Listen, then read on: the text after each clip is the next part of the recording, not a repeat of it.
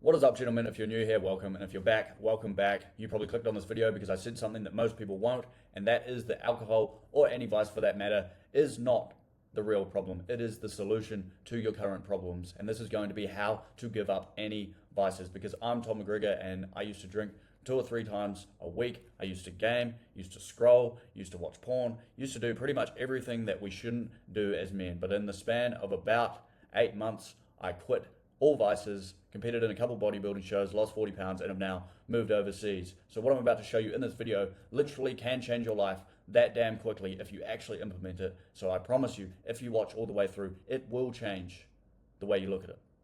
Because you might be thinking, what the fuck? Everyone says that vices are the problem. And am I saying that they aren't our problem? No, I'm not. We both know these are the things that we shouldn't be doing: the drinking, the scrolling, porn, all of them. But we're going to get to the root cause of the real problem. Because after 10 months of being sober, I didn't realize it until now, what I'm about to show you and how to actually fix them. Because I promise you, I genuinely swear to you, if you watch all the way through, this will shift the way you look at why you do what you do. I genuinely swear to you. So please do me a favor, watch all the way through, because this will change your life.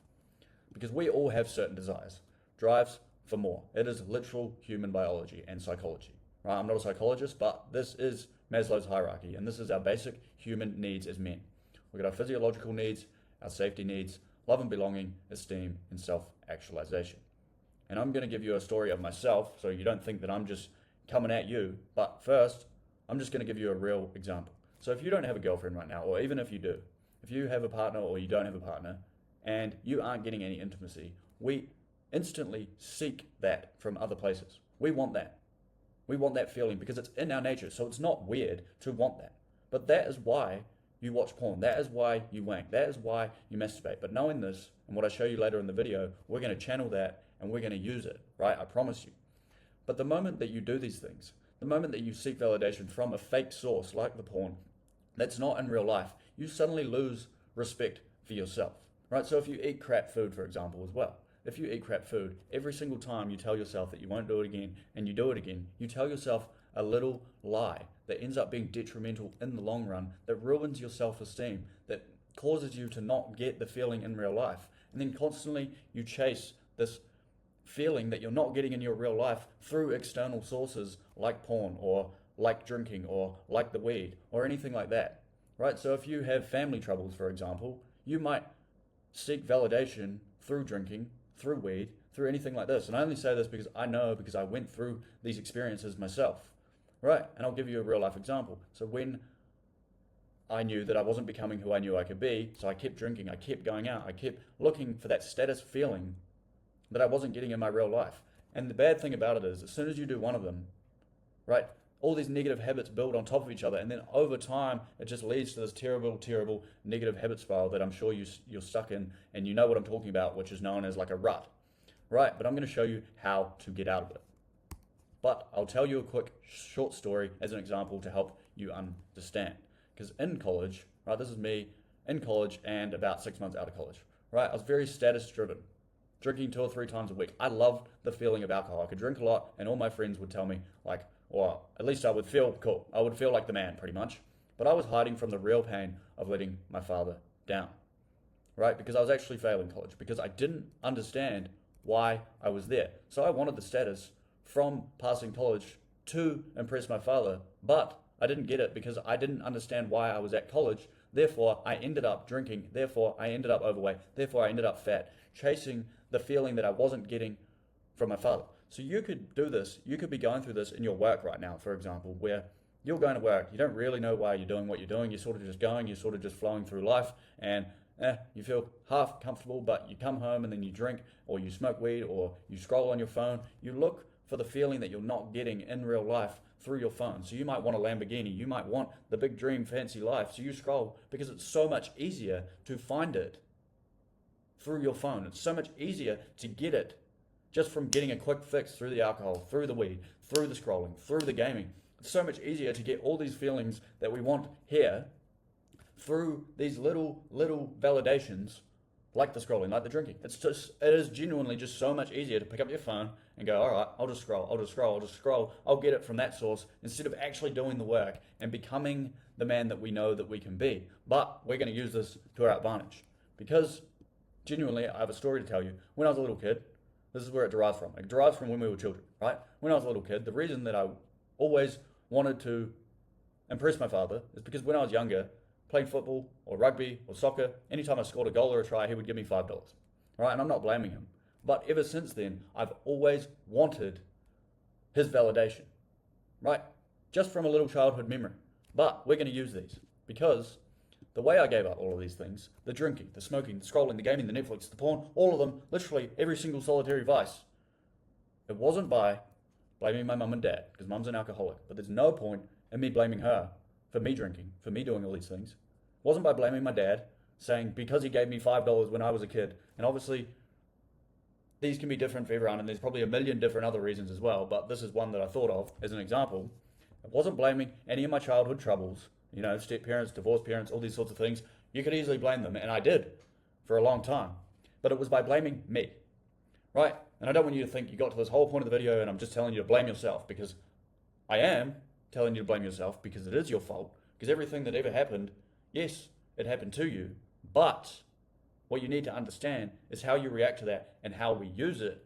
This is where it becomes key, because the realization moment came. I had a victim's mentality. Right? I was letting my family down. I was ruining the relationships. I was lazy. I was procrastinating. It was all my fault. And I show you this photo because this is the day it changed. I almost ruined a relationship with my best friend. That was the moment I realized all these things. It was all me. I let all of those outside things affect me. Right? But knowing this is absolutely crazy, because this is where it gets fun. Instead of blaming your problems in your life, we use them. We use them. This is where we can make major changes with ease. I promise you, because whoever you're blaming, or if you don't have a girlfriend, or if you don't have the friends, or the physique, or anything that you want, genuinely, I promise you, it's your fault. But I don't want to be a dick and say, oh, it's all your fault. But these become our goddamn fuel. Don't have a partner? Good, more fuel. Don't have the physique? Good, more fuel. Don't have the career? Good, more fuel. Don't respect yourself? Good, more fuel. Family not respect you? Good, more fuel. These are all fuel to become the man that your family respects, to respect yourself, to get the career that you actually want to go all in on. Because if you don't have a partner, it's probably due to one of these other things as well. So if you don't have the career, for example, I don't want a partner right now because I know that I'm not the man that could look after her. I know that I'm not the man that could take care of her, right? I don't want a family for 5 years because I know that I need to make the finances first and become that man first, right? So I'm in the process of fixing all these other things about myself to get the partner, right? So you can do the exact same thing. All of these things should be fuel. And when you realize this, when you truly actually realize this, that it's your fault, it shouldn't be. I mean, yeah, you're going to feel some pain. You're going to be like, oh, your ego is probably going to get in the way, right? Because mine did as well. But as soon as you realize this, that's when everything will change. Because it's the most mentally freeing time that you'll ever goddamn go through. Right?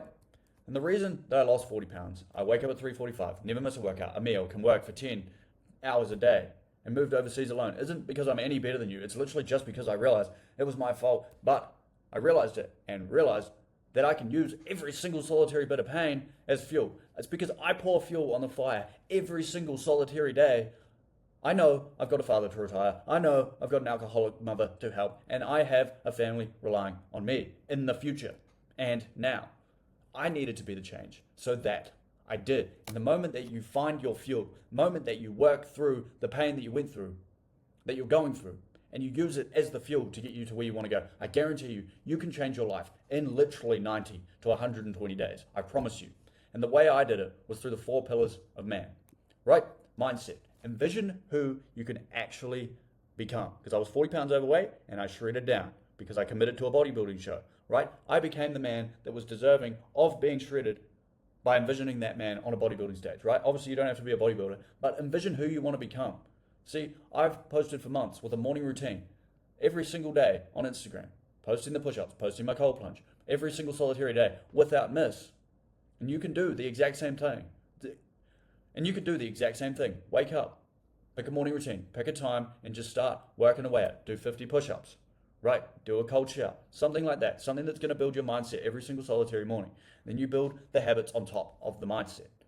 Right? This is simple. If you envision someone that you know that you can become, all it is reverse engineering who that man is. And I find the best way to do it is obviously by getting in the gym, because you get to see it in real time, and it's such an easy way to reverse engineer it and see the progress in real time. So you build the habits on top of the mindset. And the nutrition, you need to feel right to fuel the fire. If you fix your nutrition, it is like 95% of your brain thought, right? That saying is true. You are truly what you eat. All I would do is eat whole foods. Straight away, that's something that you can fix. And then training is the visual representation of the man that you envision in the future. Random comma for no idea why. But that is literally it. Mindset, habits, nutrition, and training.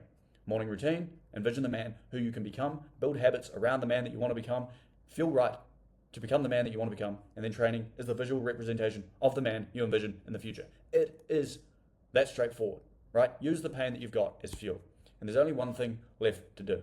Stop playing the victim, make the changes, actually do the damn thing, shift your identity, blame yourself, no one else. It's exactly what I had to do. And for me to become someone new again, I'm going to have to go through the pain again, because I'm not the man that I want to be right now. I'm not the man who's a millionaire, who has the beautiful wife, has the 2 children. Otherwise, I would have it, right? Everything was, and still is, my fault. I'm in the exact same spot as you. Get the help you need. I refuse to be like all these other people who sugarcoat it. This will genuinely change your life if you let it. And if you genuinely need one-on-one help to build your physique, to build your mindset, to build habits around the man that you want to become, and quit the vices that you have in your life, there will be a link in the description.